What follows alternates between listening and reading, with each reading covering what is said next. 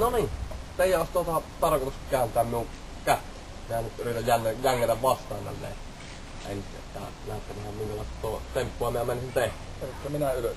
Joo, Minä ja alas. mä lupaan alaspäin. Se, nyt jännitys. Ja taipuu. Taipuu helposti.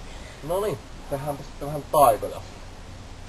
No, mä mielenhallinnan avulla ajattelen, että työttä käännössä kättä.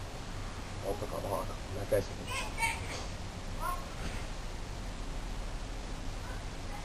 No niin, kokeilkapa nyt.